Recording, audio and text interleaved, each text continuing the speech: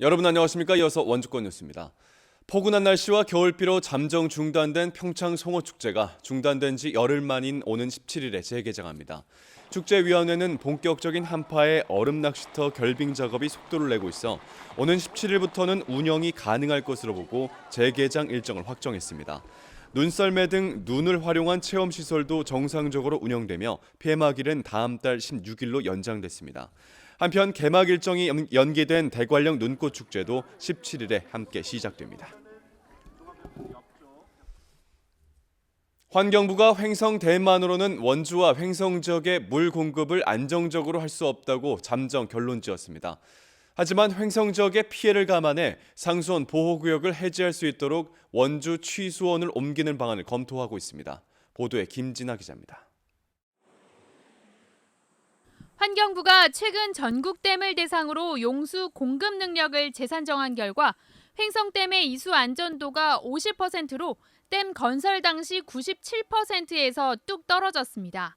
이수 안전도는 가뭄에 물을 안정적으로 공급할 수 있는 능력을 나타내는 수치로 20년 중 10년은 가뭄에 물이 정상적으로 공급되지 않을 수 있다는 겁니다. 댐 건설 이후 18년치 기상 자료와 실제 유입량이 특히 2014년과 2016년에 극심했던 가뭄이 반영되면서 크게 하락한 것으로 보입니다. 환경부는 횡성댐의 용수 공급 안정성이 떨어졌다고 보고 있습니다. 특히 최근 이상 기후가 심해지면서 불확실성이 더하다는 겁니다.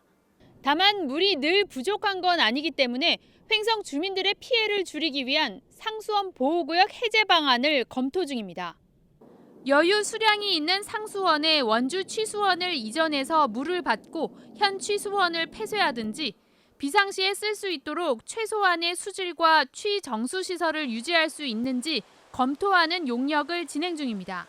횡성구는 지난 2000년 댐 건설 이후 19년 동안 물 공급에 아무런 문제가 없었다며 50%라는 이수 안전도 산출에 의문을 제기하고 댐 용수 배분량 조절만으로도 보호구역 해제가 가능할 것 같다던 환경부의 입장 변화를 비판했습니다. 2014-15년도에 한강 수계 풍재소에서 물을 빼서 저수량이 작았던 것을 이수 안전도에 반영을 한 건지 이런 부분들을 확인해서 상수원 보호구역 피해 주민 대책위와 횡성 지역 사회단체는 오는 17일 환경부를 방문해 환경부 입장과 대책을 들을 계획입니다. MBC 뉴스 김진아입니다. 원주시가 시설관리공단 설립을 위한 본격적인 행보에 나섰습니다. 원주시는 올해 초 행정국 총무과 직원 7명으로 구성된 공단 TF를 만들고 시설관리공단 사무실을 비롯해 조직체계 구성과 운영에 필요한 예산 확보 등 행정 업무를 총괄 추진합니다. 이에 앞서 지난 연말에는 관련된 조례를 제정하고 예산에 출자금 3억 원도 편성했습니다. 시설관리공단은 공영버스 등 도시교통 관리 사업과 도시환경, 체육시설 관리 등 7개 사업을 위탁 운영하고 있으며 3개 본부 6개 팀 300여 명 규모로 구성될 예정입니다.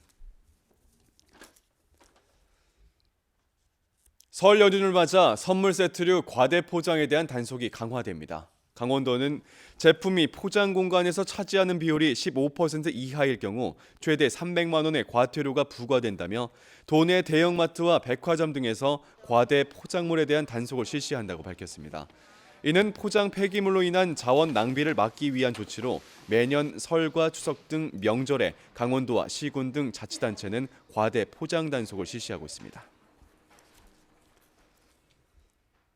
산림청이 오는 31일까지 소각 산불 없는 녹색마을 참여마을을 모집합니다. 소각 산불 없는 녹색마을은 영농 부산물을 불법으로 소각하지 않겠다는 약속을 지키기 위해 마을이 직접 참여하는 행사로 지난해 산림 인근 마을 가운데 98%가 적극적으로 실천하며 높은 이행률을 보였습니다. 산림청은 올해도 우수마을 300곳을 선정할 계획이며 올해는 특히 미세먼지 계절관리제 시행으로 소각행위가 엄격하게 제한돼 참여율이 더 높아질 것으로 내다봤습니다. 지금까지 원주에서 전해드렸습니다. 고맙습니다.